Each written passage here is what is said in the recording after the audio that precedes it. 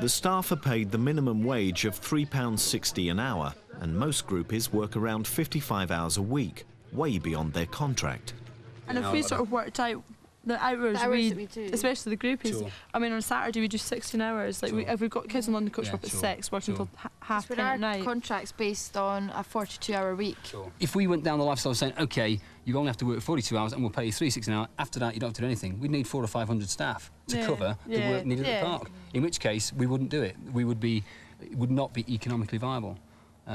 So it just wouldn't work, basically. So we're having to work within the regulations as best we can. But basically, neither of you came, and I didn't come to PGL when I was a lad, so I had to earn a big wage necessarily, or because I wanted to work 9 to 5. You come because you want to be part of a lifestyle, and that lifestyle is fantastic. Everybody I met, all staff, just love being here. Yeah. Middle of June, July, when everyone... The staff aren't impressed. So where have they gone now, then? Liam is keen to show him what some groupies get for their £65 a week. This is what I was in. Typical tent, really, for most staff. Well, that's your bed, a few bread crates and a sponge. Now, is that serious? That's what you'd get? You wouldn't get a mattress cover, or...? No. It's not great, basically. No, it's not great. And then half of the tents don't do absolute leaks at the bottom, which is nice. Very good. And then you grab yourself some shelves. So what's people's reactions who've never worked for PGL before? It's a bit deluded, really, because you get moved into those first, and then you think, oh, this is quite nice, and then you get put in here. So some people have been in these green tents for about 2 months since they got here, really. I can see why we do it. If we've got just a 4 to 6 week period where we've got to have extra staff, I suppose trying to find good quality accommodation just for those 4 to 6 weeks, which we're then not going to use the rest of the year, is a problem. Yeah, but I accept that this isn't great. The ear bashing doesn't stop.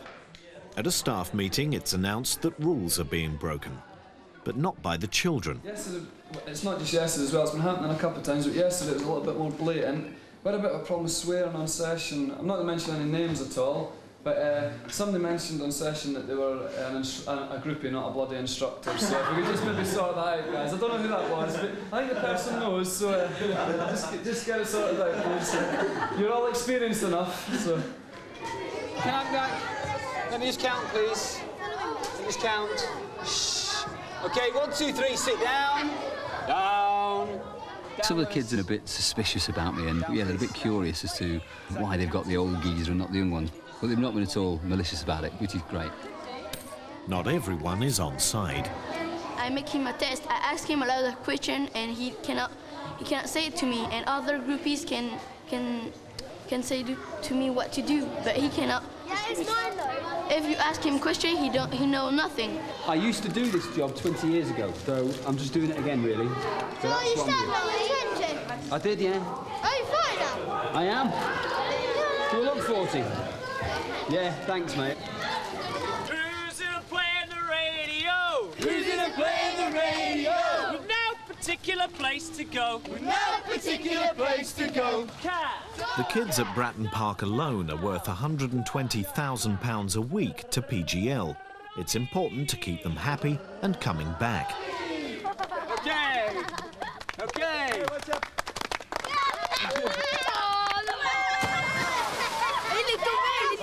Okay, back again.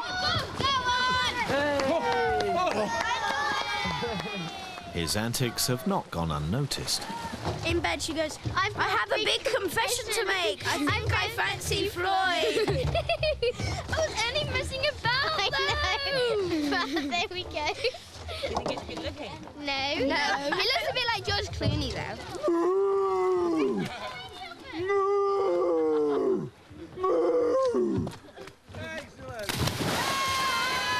Night-night, boys. I'm going to turn the lights up now. See you in the morning.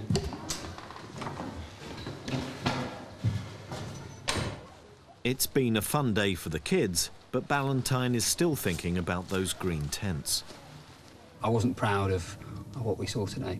How we quite sort it, I'm not sure, because what you actually want to do, you don't want to spend a masses of money on a permanent fixtures when actually it's only needed for 6 to 8 weeks. So you've got to try and find some way of renting facilities, I don't know, porter cabins, portaloos, renting beds, because, you know, the Bread Manufacturers Association wouldn't be overly pleased to see bread crates being used as beds, and nor am I, frankly.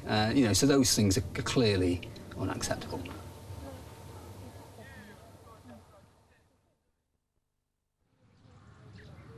The The groupies' working day begins at 7:15. Yeah. Morning. Morning. Breaker's in a coma here. The guests in their comfy beds want to lie in. Breaker. You all right, mate? Come on, good, that's it. There's movement. I was getting vaguely worried then. OK, mate, how are you? You OK? Yeah. Listen, it's time to get up. Say good morning. Good morning. It's now 25 past. I want you downstairs in 10 minutes, please, in the meeting room. Why do we get them up at this time? Well, it totally depends on the timetable, because normally we'll have breakfast then at Why don't you just get them up for breakfast? Just to fit more into the timetable, I think. More what, sorry? To fit more into the timetable, so they're doing more. So later in the week, if they were fast asleep, would we let them have another snore lie-in? No. They'll get them up anyway? Yeah, got to stick to the timetable. All those early starts, and Ballantyne is forgetting the rules about swearing. Oh, bloody hell. 9. And it's been noticed.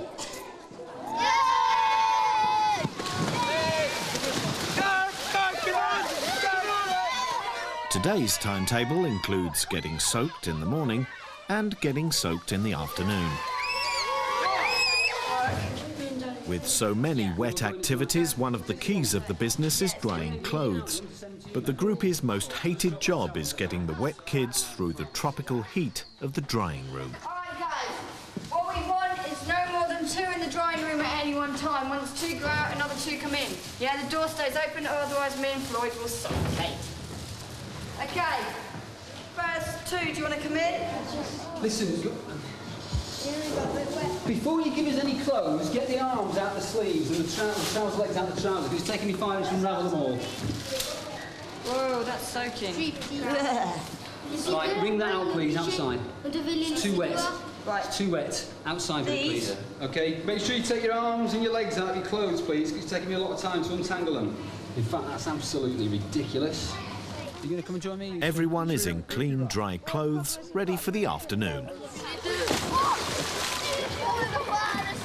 For some, it's just too much water. Breaker, join our group, please, mate. No, you, Jack, can join me, and you don't have to go in the water if you don't want to. Now, come on.